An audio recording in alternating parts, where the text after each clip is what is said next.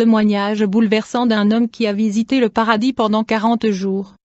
Au cours du siècle dernier, Dieu a accordé à un homme une faveur extraordinaire, celle de passer 40 jours dans son royaume céleste, puis de revenir temporairement sur terre en rendre témoignage. Cet homme s'appelait Seneca Sodi.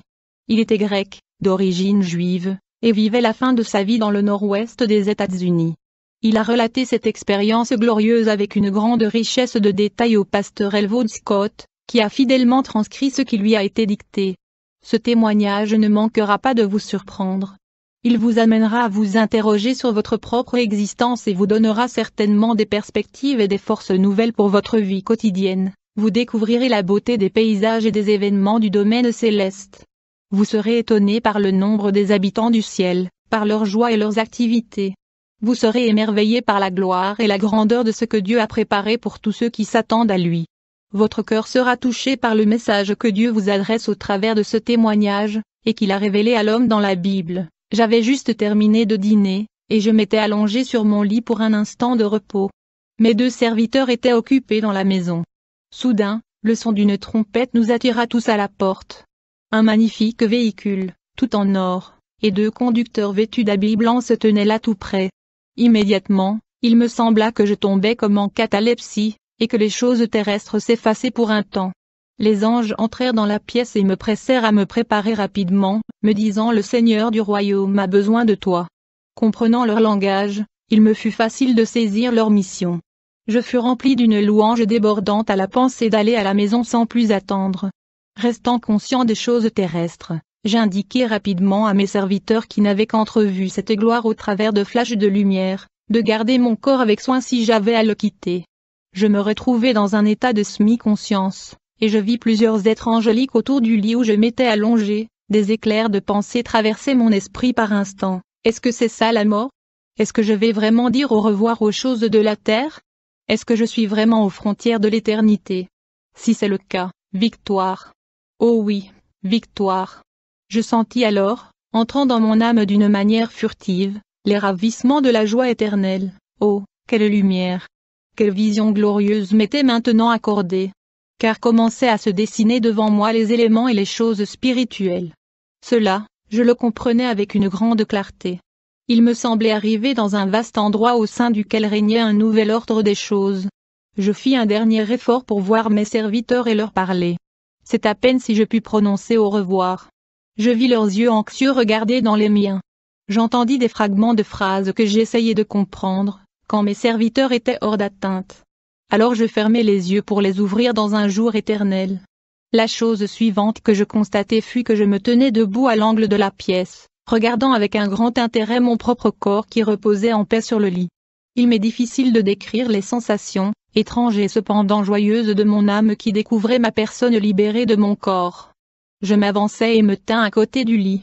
Avec des sentiments mêlés de joie et de pitié, je dis à mon corps: moi je suis vraiment désolé de te laisser là, mais tu es mortel et tu le resteras jusqu'à la résurrection. Puis je vis 3 anges qui semblaient administrer sur mon corps à une sorte d'embaumement que je n'ai pas compris.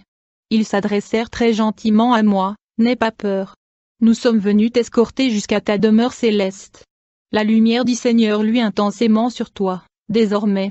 Bien vite me revint à la pensée ce passage de l'Écriture: les anges sont des esprits au service de Dieu, envoyés pour exercer un ministère en faveur de ceux qui doivent hériter du salut. Hébreux 1 verset 14. Je réalisai alors que les yeux physiques ne peuvent pas voir les êtres spirituels, ni discerner leurs mouvements, sauf dans le cas d'une intervention miraculeuse. Mais les esprits, eux, voient à la fois la matière et l'esprit. Je découvris que ma vision était grandement augmentée depuis le moment où j'avais été libéré de mon corps mortel. Aussi n'ai-je aucun regret de me trouver ainsi à ce moment-là, car tout semblait s'embraser d'éclat et d'une splendeur que je n'avais jamais connue auparavant. Et ce qui me semblait plus remarquable encore, c'était que la lumière du soleil ne m'aidait en aucune manière à comprendre ce qui me concernait. Cela se passait la nuit. Tout le monde était endormi. Tout était entièrement sombre aux yeux des hommes. Cependant pour moi, tout était éclairé d'une lumière plus belle que ce que la plus lumineuse journée terrestre peut nous offrir à son midi. L'Écriture me revenait en mémoire: même les ténèbres ne sont pas obscures pour toi, la nuit brille comme le jour, et les ténèbres comme la lumière. Psaume 139 verset 12. Je vis distinctement plusieurs anges dans la pièce. chacun d'eux revêtu d'une robe dont la lumière pure et céleste réjouissait mon âme. Je me demandais pourquoi je n'avais pas pu les discerner avant, quand j'étais dans mon corps. Un passage de l'Écriture me revint, lorsque le prophète déclare, « L'ange de l'Éternel campe autour de ceux qui le craignent, et il les arrache au danger. » Psaume 34 verset 7. À partir de cet instant, je commençais à ressentir une étrange tendance à m'élever. Mon esprit sentait un puissant appel venant du ciel, comme si, à toutes les parties de mon âme, étaient attachés de gros élastiques dont l'autre extrémité aurait été amarrée dans les cieux. Et maintenant les anges se mettaient à chanter. Quelle musique! C'était une mélodie que je n'avais jamais entendue quand j'étais dans mon corps. Quand leur chant s'acheva, ils m'y invitèrent en disant « Veux-tu bien nous suivre maintenant ?» Après avoir marché jusqu'à l'extérieur, je vis le véhicule céleste qui semblait comme fait de lumière. Je me tenais encore sur le seuil de la maison. Je compris ce que signifiait ce véhicule et ce qu'était la mission spéciale des anges. J'avais hâte de sauter à l'intérieur. Je lançai un franc Alléluia. Je suis certain que les anges l'entendirent car ils s'écrièrent aussitôt, « Gloire à Dieu dans les lieux très hauts ». Je tentais de dire au revoir à mon corps endormi, à ma vieille maison et à mes deux serviteurs, quand les anges me firent avancer vers un siège au milieu d'eux dans la voiture. Ils m'assurèrent que le voyage jusqu'à la maison se passerait bien. Après cela, le véhicule céleste commença à s'élever très rapidement, et sans le moindre bruit. Nous étions partis à une vitesse prodigieuse pour un vol en direction des palais éternels. Je n'étais pas assis pour longtemps dans la voiture céleste que je me rendis compte que je pouvais converser avec les anges avec la plus entière liberté. Il semblait que nous nous comprenions au niveau des idées sans avoir besoin de faire l'effort d'en parler. Et cependant, nous parlions comme parlent les esprits. Quand j'étais dans mon corps, j'avais souvent entendu des mots qui avaient été prononcés seulement dans l'oreille de mon âme. Je les avais cependant compris très distinctement alors qu'aucun son ne les avait portés. Ce fut d'ailleurs le cas à la conversion de Paul. Il entendit distinctement une voix à l'intérieur de sa conscience alors que ceux qui voyageaient avec lui ne virent personne prononcer ces paroles. Puis j'ai demandé du ange, « Êtes-vous vraiment des anges de Dieu? Nous avons tellement lu et tellement chanté à votre sujet sur la terre. » Tout à fait. Nous sommes des anges. Et tu ne sais rien en ce qui concerne notre naissance. En fait nous ne sommes pas nés, nous avons été créés. Et non pas sur la terre mais dans les régions célestes. Nous avons reçu notre instruction dans les éternités passées, dans la présence de Dieu. Mais nous sommes maintenant contents d'être vos serviteurs et vos aides. Ceci a été notre joyeux service depuis le jour où l'homme a été créé sur la terre. Nous t'en dirons plus à notre sujet à un autre moment. Nous avons été comme des étrangers jusqu'à cet instant, dis-je. Mais vous conduisez si bien ce véhicule que ça me met vraiment en confiance. J'attendais cette heure depuis de nombreuses années. Je ne savais pas qu'elle était si proche. Tu sais, dit le conducteur angélique, tu ne dois absolument pas avoir peur. Je te conduirai en toute sécurité jusqu'à ta demeure éternelle. Je regardai à nouveau à l'extérieur de la voiture et je vis que nous nous déplacions à une vitesse vertigineuse. La terre, avec ses villages, ses villes, et ses montagnes, s'évanouissait au loin comme un fantôme. Bientôt, il nous sembla que la lune était sous nos pieds, alors que nous nous élevions sur les piliers des cieux. Nous parlâmes beaucoup en chemin. Je découvris que les anges étaient les êtres les plus doux et les plus aimables qui soient, pleins de savoir et de dévouement. Mon âme débordait d'amour à leur égard. Avant d'arriver à destination, il me semblait déjà connaître le royaume des cieux tant les anges m'en avaient parlé. Comme je regardais au dehors à travers la fenêtre de la voiture, je pouvais voir les étoiles de partout, comme je les avais toujours vues depuis la terre. Je sus alors que nous avions dépassé les régions du système solaire. Aussi je demandai à l'ange, où se trouve donc le ciel? Oh, il n'est pas très loin. La terre est la première habitation de l'homme. Et sur terre, l'homme a une nature terrestre. Le ciel, c'est l'habitation ultérieure et éternelle de tous ceux qui sont préparés à cela. Tu vas bientôt voir que mes paroles sont vraies et que le ciel n'est pas loin. Dans son amour et son attention, ton Père a préparé pour toi ces deux mondes. Ta véritable maison, c'est ta maison céleste. La terre était seulement ton lieu de naissance, l'endroit où ta vie a commencé. Mais lorsque Dieu a donné la vie éternelle, il t'a mis en contact avec les réalités célestes. Car il t'a donné la vie qui a toujours été. Regarde et contemple. Je me trouvais alors plongé dans une considération profonde de toutes ces choses, qui signifiaient tellement pour moi. Maintenant je regardais à l'extérieur. Nous étions en train d'arriver dans une région de nuages très lumineux. Quelque chose comme un coucher de soleil terrestre. Ardent, resplendissant mais de très loin supérieur. Le temps s'était vraiment vite écoulé. Mais effectivement, nous étions en train de ralentir dans les immenses banlieues du royaume éternel. Écoute, dis-je à l'ange. Mais quelle est donc cette musique que j'entends? Est-ce qu'elle est réelle ou bien est-ce mon imagination? C'est le chant des rachetés que tu entends. Il vient du ciel. Tout le royaume céleste est rempli de musique, et cela sans aucune dissonance. Aucune musique ne fut jamais plus douce à mon oreille, je fus envahi d'une plénitude de joie. Sommes-nous près des portes d'entrée de la ville? Très près des portails du paradis, me répondit-il.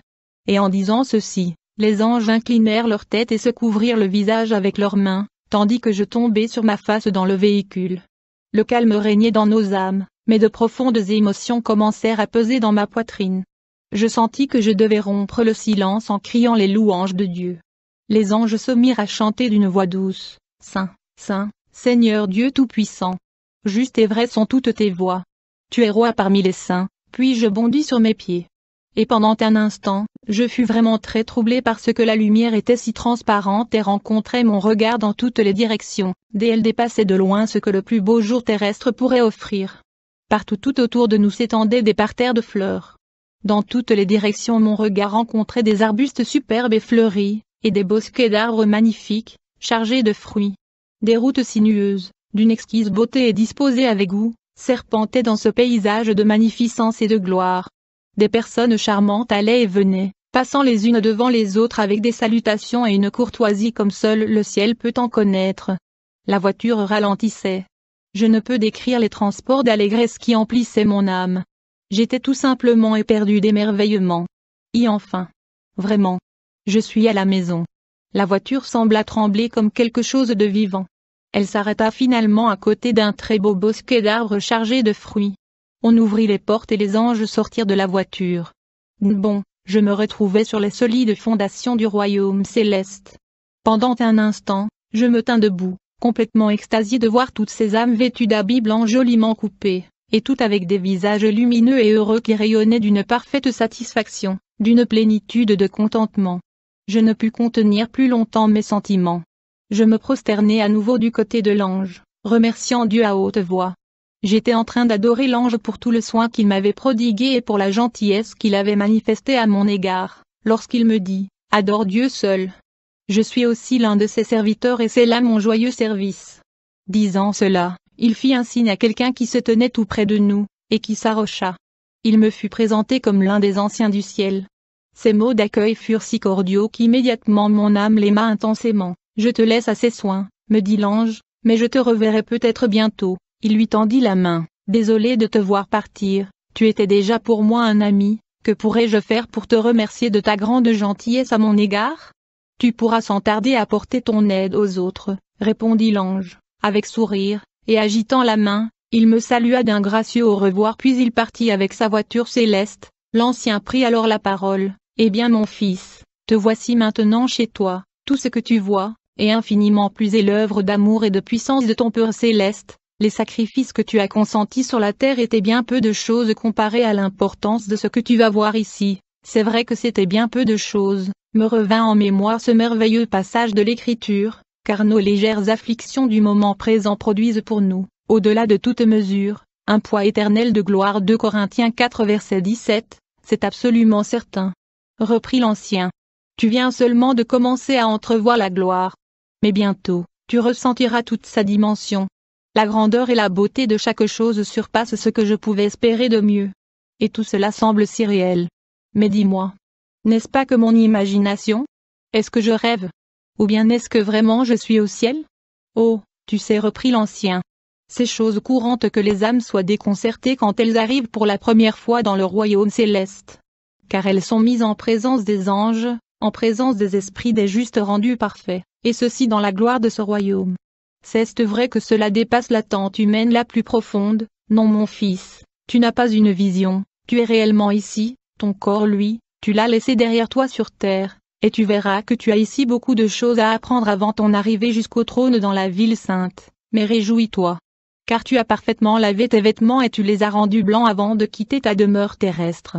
Sens-toi entièrement libre de me poser toutes les questions que tu as envie de me poser. La connaissance de ce monde-ci s'acquiert, comme c'était le cas pour la connaissance terrestre, par l'investigation et la recherche. chacun de tes désirs sera pleinement satisfait. Tout ce que tu as pu entendre, désirer, ou implorer, concernant la connaissance de ta demeure éternelle, est ici offert de manière plus pleine et entière. La volonté de ton Père céleste sera ta volonté, et tout ce que tu vois, et infiniment plus t'appartient pour en jouir à jamais. Si dans ta vie passée tu as fait bon usage des opportunités qui t'ont été offertes, un grand trésor t'attend dans la ville, cette ville dont notre Seigneur a parlé quand il était sur terre, et dont tu apprendras davantage un peu plus tard. Je vois, dit l'ancien, qu'il y a là-bas une autre âme qui vient tout juste d'avoir été amenée de la terre au paradis, il faut que j'aille l'accueillir. Disant ces mots, il se dirigea vers la voiture céleste, il en descendit un homme d'une élégance toute particulière, revêtu d'une robe du blanc le plus éclatant. L'ancien me fit signe de m'approcher. Alors que j'arrivai près d'eux et que je pouvais entendre leur conversation, je m'aperçus que l'homme venait d'un lieu de la terre opposé à celui d'où moi je venais. Il parlait une autre langue et cependant je le comprenais très bien. Soudain il leva les mains au-dessus de sa tête. Puis il se mit à applaudir en s'écriant, « Que Dieu soit béni à jamais !»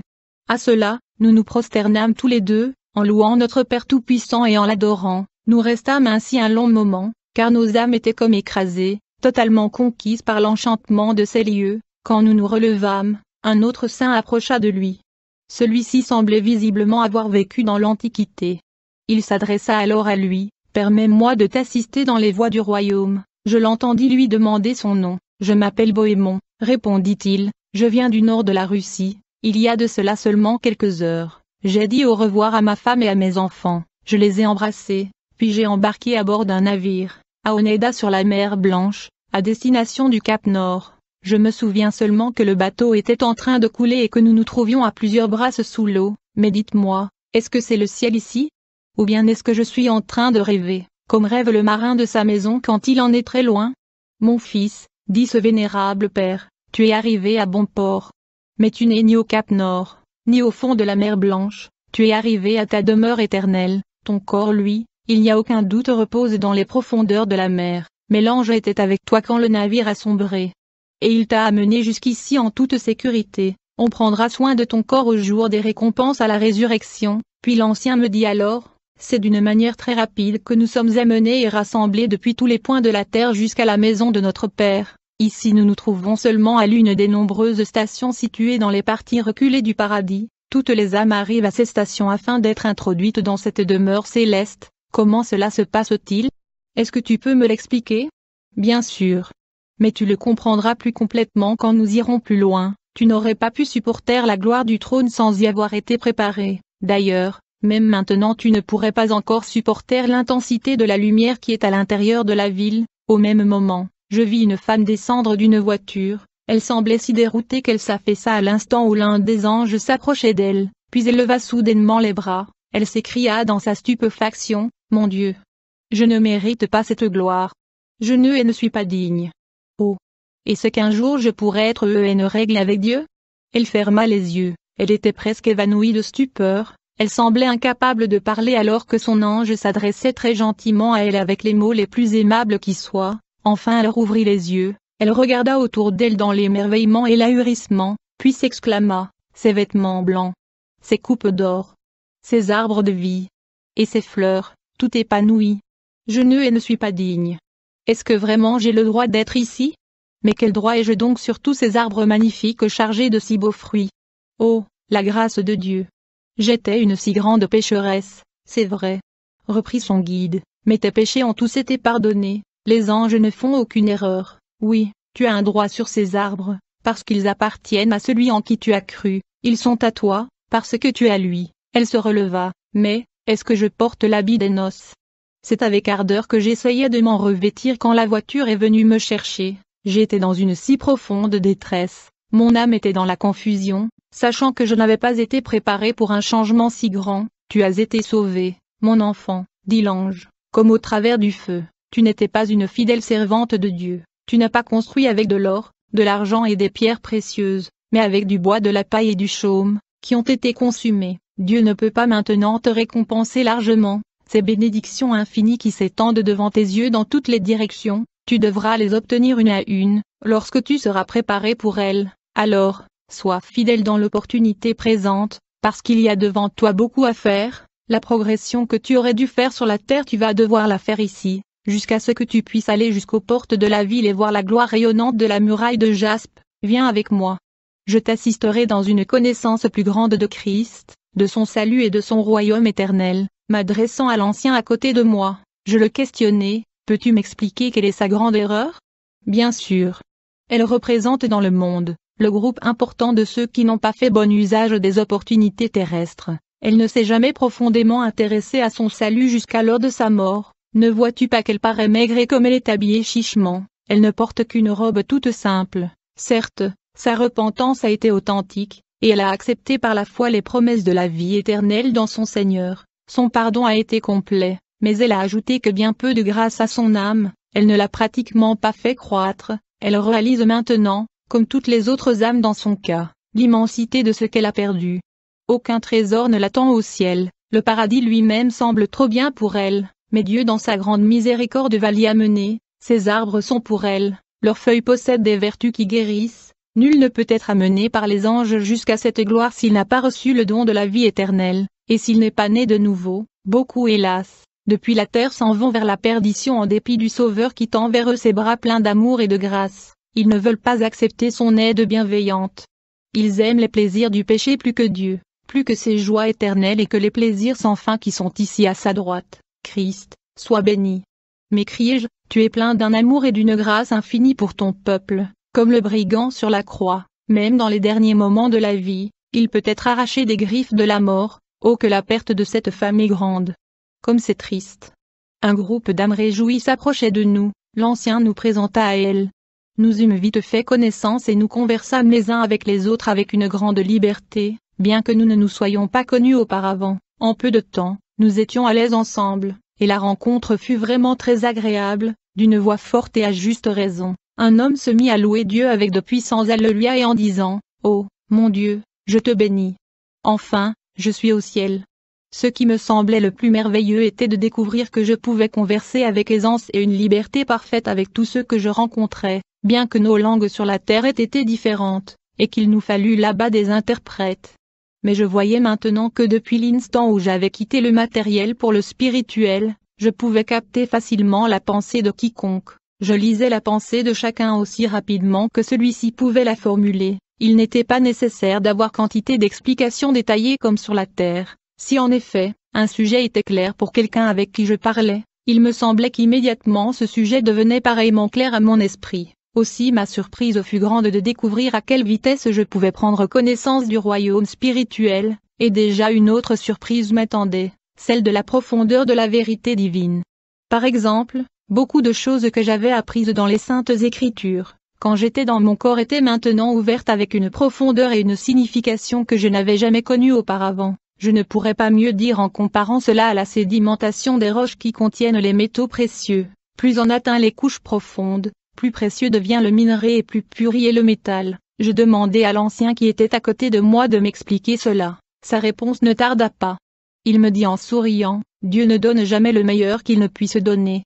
Il a toujours plus et une réserve. Tu découvriras plus tard que la vérité est insondable. » Je me vis alors comme un petit poisson venant tout juste d'être déversé par l'embouchure d'un grand fleuve dans un océan immense et sans limite, dont on ne verrait aucune plage et dont on ne sonderait aucune profondeur. Comment pourrais-je exprimer mes sentiments de joie à un mortel de chair et de sang?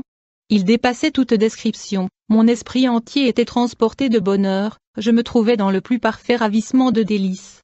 Je demandai à l'ancien qui semblait prendre beaucoup de plaisir à rester avec moi, comment je pouvais expliquer ce transport de joie qui augmentait constamment dans mon âme jusqu'à ce que je ressente le besoin d'exploser en cris de joie et en Alléluia. Il me dit l'Esprit de Dieu est l'atmosphère du ciel, sa joie devient la nôtre à une échelle bien plus grande que tout ce que nous avons jamais connu dans la chair. La grande joie que tu ressens maintenant est seulement un avant-goût de ce que tu ressentiras quand tu seras emmené à l'intérieur de un sentiment permanent de joie de louange envahissait mon âme et demandait constamment de m'exprimer. Je voulais louer Dieu pour m'avoir amené à l'existence et plus encore pour m'avoir sauvé du péché, pour avoir changé mon cœur et m'avoir transporté dans société anonyme gloire. Rien de ce qui est terrestre n'aurait pu me persuader de retourner dans le monde. J'avais l'impression de rire à la pensée de la crainte de la mort, cette crainte qui n'appartient qu'à ceux qui ne se sont pas repentis et qui ne sont pas sauvés. J'ai découvert qu'elle, ancien qui était avec moi était le serviteur de moi appelé Josué, celui de l'Ancien Testament. Il avait pris tant d'intérêt à m'accueillir dans ce pays céleste, me dit encore, allons jusqu'à ce bosquet, là-bas, et asseyons-nous un instant. Alors que nous nous approchions de ces arbres, je remarquai qu'ils poussaient à côté d'un large fleuve, dont les eaux, pures comme du cristal, scintillaient d'une lumière dont je n'avais eu qu'une pâle idée sur la terre. Les arbres dépassaient en beauté tout ce que j'avais jamais vu. Leur port était si symétrique et si gracieux, sans aucune branche morte ou fanée. Le parfum des feuilles était tel qu'il se répandait, c'est ce qui me fut dit, dans tous les lieux du royaume de Dieu. J'avais d'ailleurs senti la puissance de ce parfum bien avant d'en découvrir l'origine. L'ancien m'invita à regarder de l'autre côté du fleuve. Aussi loin que le regard pouvait porter, je vis alors que des bosquets de ces arbres bordaient la rive. Et je vis de multitudes d'âmes rachetées, vêtues du blanc le plus pur. Toutes semblaient remplies du même esprit de louange que celui que j'avais senti sans discontinuer depuis l'instant où j'avais franchi les portails du royaume. À nouveau, l'ancien s'adressa à moi, cueillons quelques-uns des fruits de ces arbres. Puis nous irons rejoindre la compagnie qui est là-bas. Eh bien, cela me ferait vraiment très plaisir, je n'ai rien mangé depuis que j'ai quitté mon corps. Et pourtant, je ne ressentais pas vraiment le besoin de manger. Ma faim était plutôt comparable à ce que j'avais souvent connu dans la chair, quand il me tardait d'entendre une bonne prédication de l'Évangile. Quelle sorte de fruits préfères-tu ? Demanda mon guide. Tu peux ici exercer ton choix des choses, tout comme tu le faisais sur la terre. Si tu te sens défaillant ou fatigué de n'avoir pas mangé depuis très longtemps, c'est celui-ci qu'il te faut. Il me montra un fruit très joliment coloré qui ressemblait à une poire. Comme tu peux le voir, reprit-il, l'arbre au-dessus de toi porte 12 sortes de fruits. Je proclamai, dans un sentiment de profonde louange, ô combien Dieu a merveilleusement pourvu à tous nos besoins. 12 sortes de fruits sur chaque arbre, et qui arrivent à maturité chaque mois. Et les feuilles qui ne se flétrissent jamais. Merveilleux. Viens par ici, me dit-il. Cueille sur cette branche, de ce côté-ci de l'arbre, et mange. C'est ce que je fis. Il est impossible à la compréhension humaine de saisir ce que fut la grâce enrichissante et lumineuse qui me fut alors communiquée. Il faut avoir mangé de ce fruit pour comprendre. Son goût était un pur délice. Jamais la terre n'a donné quoi que ce soit d'aussi délicieux. Ni une orange, ni une pêche, ni un melon. Et le parfum d'une rose ne saurait lui être comparé. Quand quelqu'un mange du fruit de ces arbres, me dit l'ancien, il ne peut plus désormais mourir, ni vieillir, ni même sentir la fatigue. La mort n'a plus de pouvoir sur lui. L'un de ces arbres poussait dans le jardin d'Éden. Après que nos premiers parents aient péché contre Dieu, il avait le désir de manger aussi de ce fruit. Mais Dieu leur dit non. S'ils en avaient mangé, ils auraient toujours vécu dans un état de péché et de mort. C'est pourquoi Dieu envoya un ange flamboyant pour garder l'arbre. Ainsi, l'homme n'en mange jamais tant qu'il n'a pas franchi la ligne de société anonyme vie terrestre. Maintenant, dit Josué, passons sur l'autre bord. À ma grande surprise, je vis que nous pouvions marcher sur l'eau. Elle ressemblait à une mer de verre, tant elle était transparente. Et pourtant, elle coulait et roulait avec autant de beauté que le plus beau ruisseau que j'ai jamais vu sur terre. Je me souviens de la parole de Dieu car le prophète Ésaïe dit ceci, c'est là vraiment que l'Éternel est magnifique pour nous. Il nous tient lieu de fleuves, de vastes rivières, où ne pénètre point de navire à rame, et que ne traverse aucun grand vaisseau, Ésaïe 33 2.21, tandis que nous marchions sur l'eau, je demandai à Josué, comment se fait-il qu'on ne s'en enfonce pas ? Tu sembles avoir oublié que tu as laissé ton corps derrière toi, et que maintenant tu es prêt pour être revêtu d'un corps bien plus excellent que tout ce que tu as pu connaître. Ton esprit ne peut pas sombrer dans ces eaux. Tu découvriras bientôt que tu peux aller d'un endroit à un autre comme tu en as le désir, soit dans l'air, soit sur le sol ferme du domaine céleste. Mais dépêchons-nous, dit-il moins car j'étais enclin à m'attarder sur chaque nouveauté que je rencontrais. Il faut que je te présente à cette compagnie que tu vois là-bas. En marchant, je jetai un coup d'œil en amont et en aval du fleuve, et je vis beaucoup d'autres esprits, arrivés encore dans ce royaume céleste après moi, qui se dirigeaient vers ce rassemblement de légions de rachetés. Parmi eux, se trouvait mon ami Bohémond, de Russie, que j'avais rencontré peu de temps auparavant alors qu'il descendait du char céleste.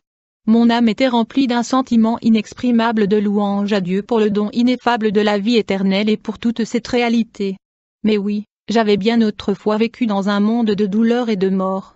Et penser à cela avec la conscience d'en avoir été libéré remplissait maintenant mon âme des ravissements de la joie éternelle. Nous étions remontés sur la rive orientale et nous approchions d'une multitude. Tous ces esprits étaient toujours réjouis et heureux. Beaucoup d'entre eux se tournèrent vers moi. « Tu vas vraiment te sentir chez toi avec eux », me dit l'ancien. Puis, après une brève présentation, il prit congé de moi avec son beau sourire. « Au revoir, je te reverrai plus tard. » Et il s'en alla. Parmi les tout premiers esprits que je rencontrai, il y eut celui d'un vieil ami que j'avais eu en Norvège.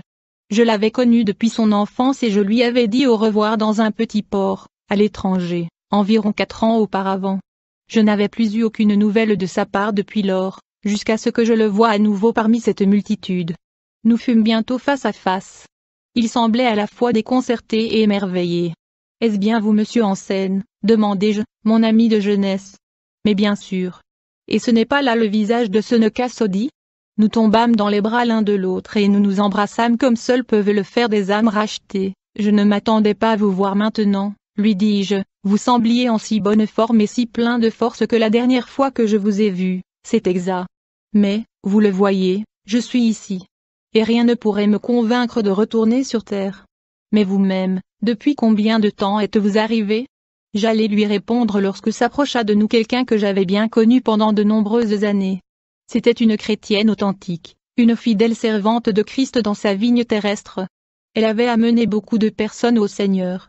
Je n'avais pas su qu'elle avait quitté la terre. Mais elle était là. Et avec un tel halo de lumière autour de la tête que tout de suite je pensais à la parole de Dieu. Ceux qui auront été intelligents brilleront comme la splendeur du ciel, et ceux qui auront enseigné la justice à la multitude brilleront comme les étoiles, à toujours et à perpétuité. Daniel 12, 3. Je vis aussi, au sein de cette grande compagnie, l'esprit d'un petit bébé qui venait de mourir dernièrement. Celui qui l'avait en charge nous dit que sa mère avait eu un très gros chagrin. Beaucoup de gens avaient essayé de la consoler le jour de cette mort. Mais sa peine était trop grande pour recevoir une réelle consolation.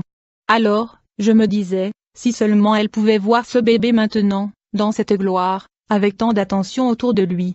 Bien vite, elle essuierait ses larmes et se réjouirait des voix du Seigneur à l'égard de ses enfants.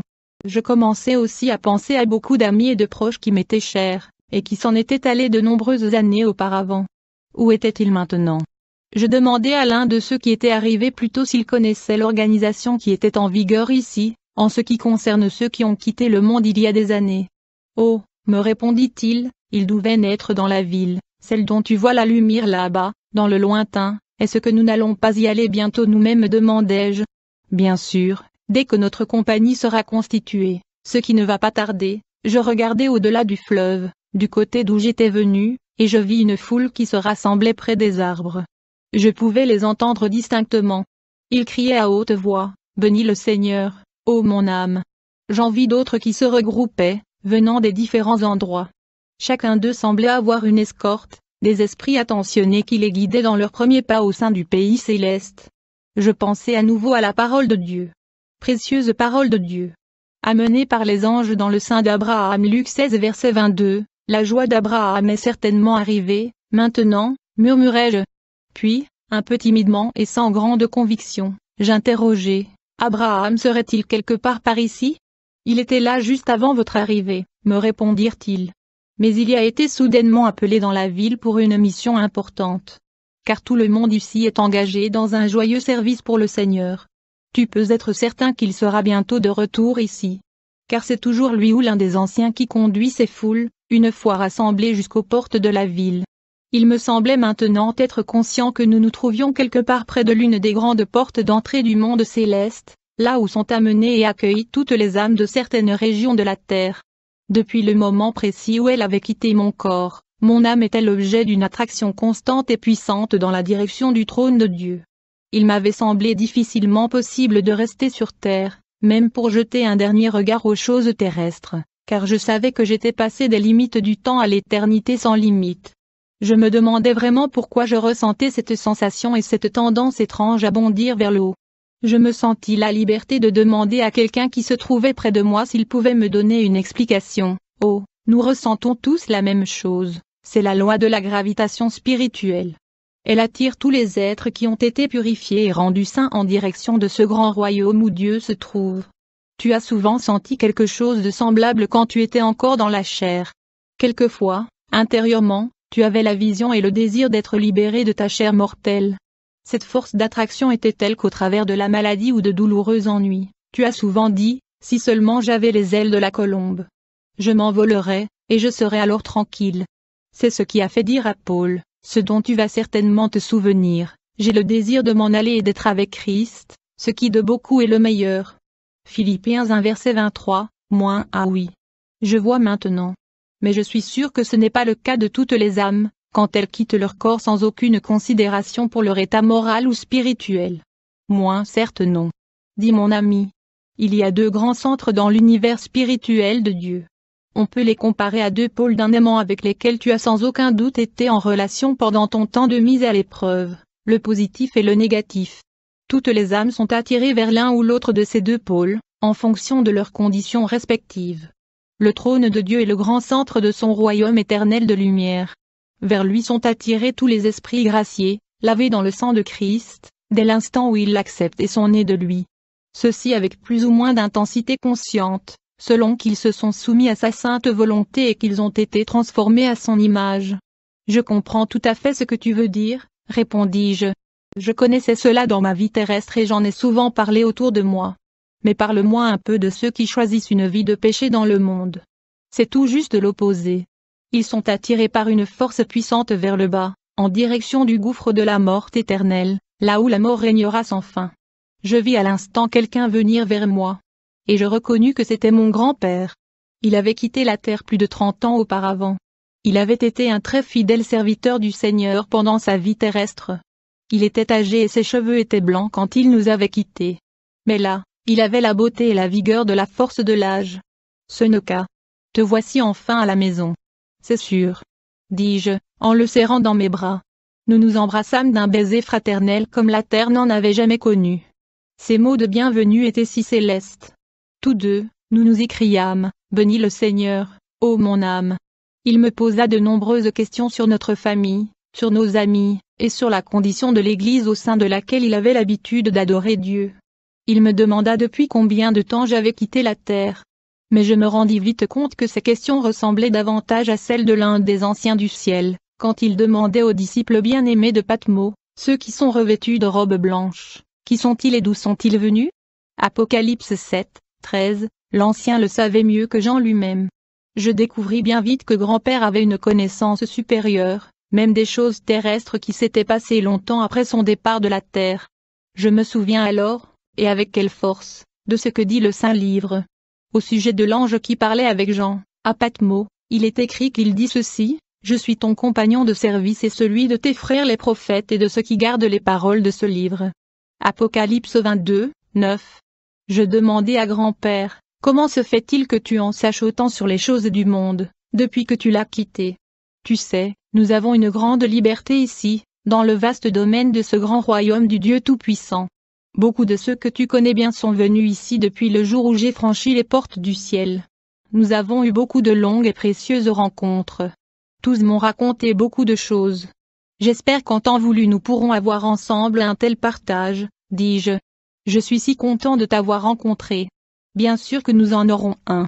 Mais je vois qu'il y a là-bas Abraham qui arrive. Et je veux te le présenter. Ah oui, vraiment. J'en serai enchanté bien au-delà de ce que tu peux imaginer. Car toute ma vie j'ai entendu parler de lui. Et j'ai beaucoup lu à son sujet. Oh mon âme! Que de faveurs me sont accordées point.